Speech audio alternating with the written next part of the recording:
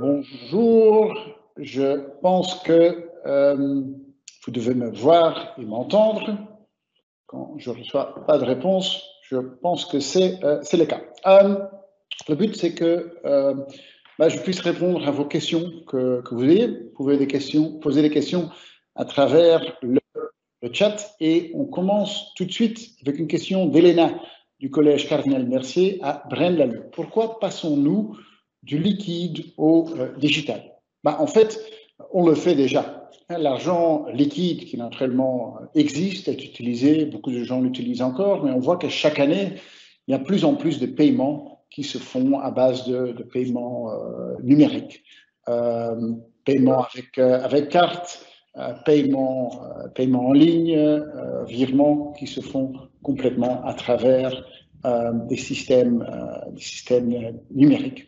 Ce qui est une bonne chose, parce que en fait, des paiements numériques sont beaucoup mieux sécurisés, beaucoup plus sûrs que des paiements qui se font en cash. On va peut-être aller plus en détail là-dessus dans d'autres questions. Question de Geoffrey qui pose la question dans l'autre sens. Pourquoi avons-nous encore besoin d'argent liquide si nous pouvons utiliser des cartes bancaires ou des téléphones portables de nos jours? Aujourd'hui, les paiements liquides restent une forme de paiement qui est complètement valide. Et naturellement, aujourd'hui, il y a des règles qui stipulent les maximums. Il y a dans certaines transactions des maximums de quelques milliers d'euros qu'on peut faire liquide. Tout ça pour éviter naturellement des transactions frauduleuses ou du blanchiment d'argent. Alors pourquoi est-ce qu'aujourd'hui on continue encore à faire des paiements sur papier? C'est que souvent pour des petits paiements, les gens ont l'habitude. Je pense qu'aujourd'hui c'est surtout une habitude. Avant on disait pour des petits paiements ce n'est pas très pratique de le faire d'une manière électronique. Je pense que maintenant des petits paiements c'est tellement bien organisé, on peut tellement facilement le faire par exemple à partir d'un smartphone qu'en fait réellement, il n'y a plus vraiment de vraies raisons de payer avec l'argent en cash, mais c'est plutôt une habitude. Mais on voit que certains pays, comme les pays scandinaves, font beaucoup moins de paiements en cash que dans notre pays. Et ici aussi, on voit quand même une évolution, que les paiements en cash diminuent fortement. Question de Anonyme. Est-ce qu'il est possible de payer sans contact, sans rendre compte, juste en passant devant un appareil de paiement sans contact? C'est une très bonne question, parce qu'il y a souvent eu des messages dans les médias par rapport à cela, et ça a souvent mené à beaucoup d'inquiétudes. En fait, toutes les recherches, les investigations, les recherches qui ont été faites par rapport à ça après, ont montré qu'en fait, cette crainte n'était pas une crainte qui était validée dans les faits. On pensait qu'il y avait un risque, mais en fait, dans la réalité, ce risque n'est vraiment pas là. Et donc, il n'y a pas de risque que vous aurez fait un paiement en passant devant un terminal, par exemple, sans que vous vous en serez tenu compte.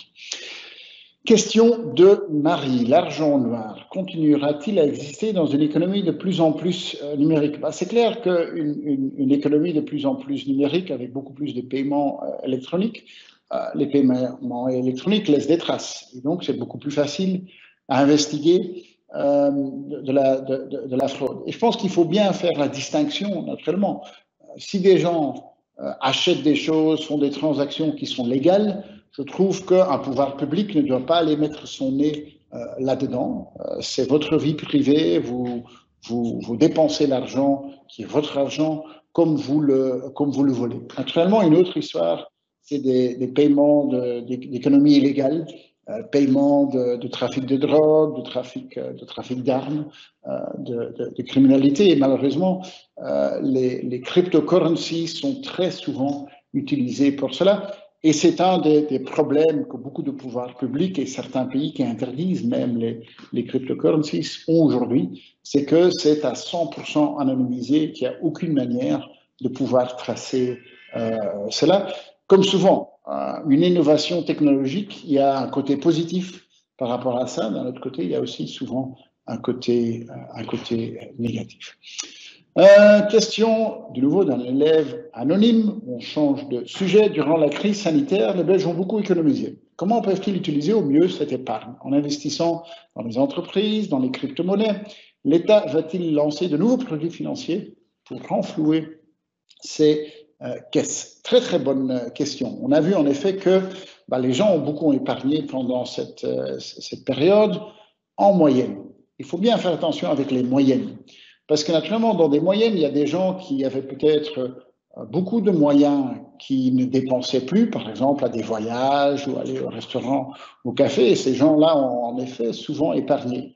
Il y a des gens qui sont dans une autre situation, des gens qui sont en chômage économique, par exemple, parce que leur entreprise a dû fermer. Ces gens ont perdu beaucoup de leur salaire, et donc il faut toujours faire très attention avec les moyens. Mais en tout cas, je regarde juste un instant, avec les moyens qui sont épargnés, en effet, il faudrait regarder comment ils peuvent s'investir. Alors, ce qu'on a vu, c'est que durant les mois précédents, de plus en plus de gens ont commencé à investir sur la bourse, par exemple, et je pense que c'est une bonne chose.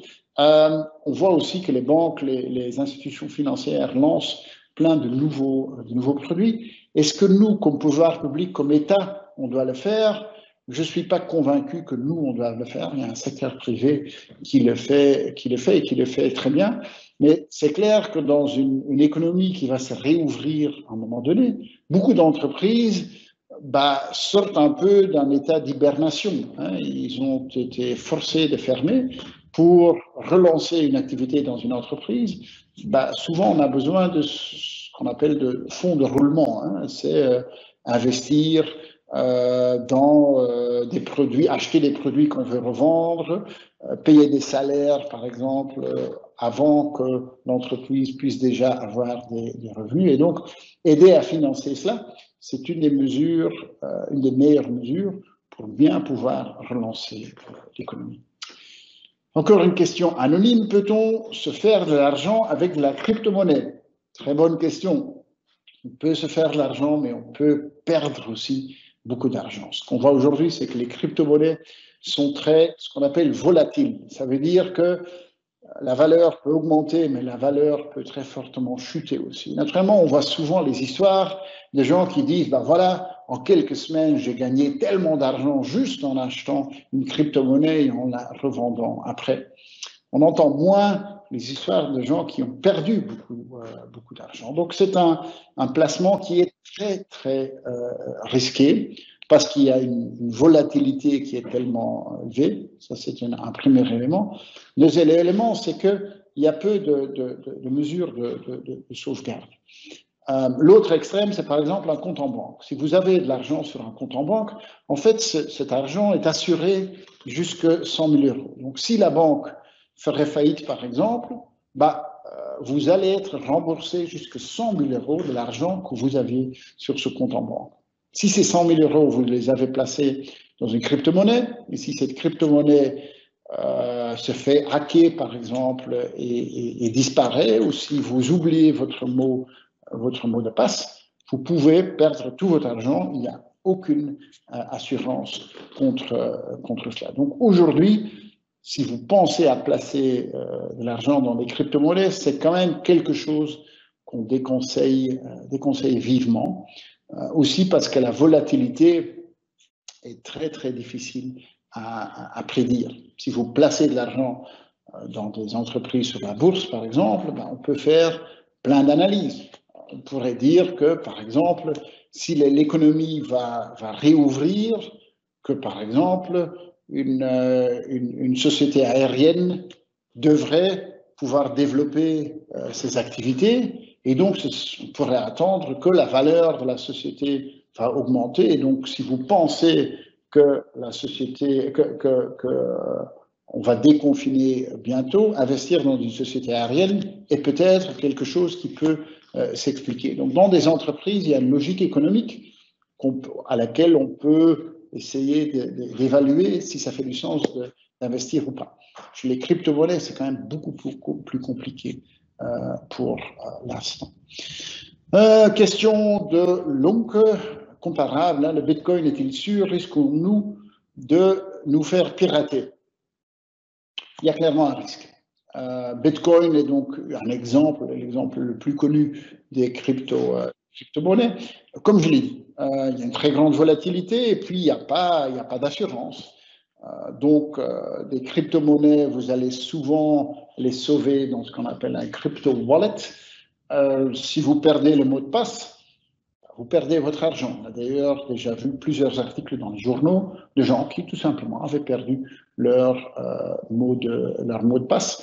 Il y a plein de différentes crypto-monnaies. Il y a des crypto-monnaies qui peuvent tout à coup avoir un problème technique et tout simplement peuvent disparaître. Et donc, je dirais, si vous avez 100 € à placer, il faut repartir cet argent. Il faut essayer au maximum de diversifier. Et diversifier, ça veut dire qu'on fait des choix par rapport au risque. Hein, donc, des placements, il y a une relation inverse contre ce qu'on appelle le risque et le rendement. Un placement qui a un haut rendement aura en général un risque qui est assez élevé aussi, ce qui veut dire que vous pouvez gagner beaucoup d'argent et que c'est possible que vous perdez beaucoup d'argent aussi. Si vous placez votre argent sur un compte d'épargne, ça clairement, le risque est très très faible et le rendement aujourd'hui est aussi très très faible. Vous pouvez placer dans des obligations par exemple, là le risque est un tout petit peu plus élevé, un rendement un peu plus élevé aussi. Placer dans des actions en bourse, là clairement le potentiel de revenu additionnel il est plus élevé, mais le risque est plus élevé aussi. Et donc à l'autre extrême des placements sur des comptes d'épargne sont les crypto-monnaies. Typiquement, on dit que si vous avez 100 € à placer, il faut au maximum placer 5 € de ces 100 € dans un instrument qui est très risqué, comme par exemple les crypto-monnaies. Typiquement, on dirait que vous devez placer uniquement de l'argent là-dedans si c'est de l'argent que vous n'avez vraiment pas besoin. Encore une question anonyme. Bonjour, êtes-vous d'accord à ce que tout type de commerce belge utilise le moyen de paiement Bitcoin? Pour l'instant, il y a très peu de commerces qui utilisent le Bitcoin comme un moyen de paiement. Et un des problèmes, c'est que la valeur des crypto-monnaies est tellement volatile. Et donc, si vous avez quelque chose où la valeur est tellement instable, c'est difficile. Parce que disons que vous vendez une chaise, par exemple, et cette chaise vaut 200 €, vous allez dire, au cours actuel du Bitcoin, ces 200 €, ça vaut autant de Bitcoin. Mais si tout à coup, la valeur du Bitcoin chute en 2 jours, alors si vous êtes payé en Bitcoin et tout à coup, cette Bitcoin ne valent plus 200 € mais valent que 100 €, c'est clairement un problème pour celui qui a vendu le produit. Et donc, c'est un moyen de paiement à une tellement grande volatilité, c'est très difficile de l'utiliser comme un moyen de paiement valide dans un commerce stable. Question de Gracienne. Qu'est-ce qu'il faut faire si on a des données, à donner ces données bancaires à un escroc? D'abord, il faut faire très attention et en général, si vous recevez un email qui demande votre PIN de votre carte en banque ou qui vous demande de cliquer sur un lien ou qui demande de montrer votre écran quand vous êtes en train d'utiliser votre application bancaire, clairement, il ne faut pas le faire, il faut faire très, très attention. Alors, si vous avez été le sujet de cela, première chose, c'est qu'on peut aller à la police locale qui peut vous aider. Vous pouvez aussi aller sur le site bancaire de la FSMA où clairement il y a beaucoup d'informations. Mais c'est important que vous interveniez rapidement pour éviter que l'argent, par exemple, soit enlevé de votre compte en banque. Le site de FSMA vous donne beaucoup d'informations. Aller à la police locale, clairement, est aussi une très bonne idée. Et il faut surtout faire très, très attention. Quand vous recevez un email de votre banque, regardez bien quelle est l'adresse email qui est derrière. Ne cliquez pas sur des liens, ne donnez jamais un mot de passe ou un code PIN. Question d'Alexis. Tout le monde n'a pas accès au numérique. Personnes âgées, le coût, la technologie indisponible, y a-t-il quelque chose prévu pour ces personnes? Oui, c'est clair que c'est un défi, mais on voit qu'aujourd'hui, quand même, de plus en plus de gens, et ce n'est pas uniquement les gens qui sont plus âgés qui auraient des problèmes avec le numérique, c'est quand même plus nuancé que cela, et on voit que de plus en plus de gens ont quand même pris l'habitude à utiliser le numérique, utilisent un smartphone, utilise une tablette pour consulter les nouvelles, etc. Donc, c'est aujourd'hui, je pense, de moins en moins un problème d'avoir accès, mais plutôt un problème d'avoir assez de connaissances, d'avoir assez d'éducation, d'enseignement pour bien pouvoir l'utiliser. Par exemple, bien comprendre quand vous êtes confronté à l'escroquerie. Mais c'est clair que il y a ce fossé numérique. Et d'ailleurs, on voit que beaucoup d'autorités font des efforts pour être sûr que le numérique soit quelque chose d'utilisable pour tout le monde. Question anonyme, c'est quoi l'inflation? Ah, très très bonne question. Alors l'inflation, c'est le fait que des prix augmentent. L'opposé de l'inflation, c'est la déflation. Aujourd'hui, on voit qu'en Europe, l'inflation est très faible. Je pense qu'en Belgique, l'inflation, les dernières années, elle est entre 1,5 et 2% dans notre économie. Les prix ont tendance à augmenter un petit peu, et d'ailleurs, c'est la politique des banques nationales de gérer l'inflation avec la quantité d'argent. La quantité d'argent, c'est peut-être quelque chose dont vous n'avez pas encore parlé. Et la quantité d'argent, on l'utilise pour si on veut stimuler l'économie ou pas. Durant une période difficile comme celle-ci, par exemple, les banques centrales vont injecter beaucoup plus d'argent dans l'économie. Alors, si la masse d'argent, si la quantité d'argent augmente, il y a tendance à avoir un niveau d'inflation. C'est normal. Si tout à coup, on augmente la masse d'argent et au lieu d'avoir, je dis, un salaire mensuel de 2 000 euros, tout à coup, vous avez un salaire mensuel de 4 000 euros, les gens ont plus d'argent disponible, vont avoir tendance à acheter plus de produits. Au moment que la demande augmente et l'offre ne s'est pas encore adaptée, on voit que les prix vont augmenter. Alors, une inflation de 1,5 ou de 2%, ce n'est pas un problème.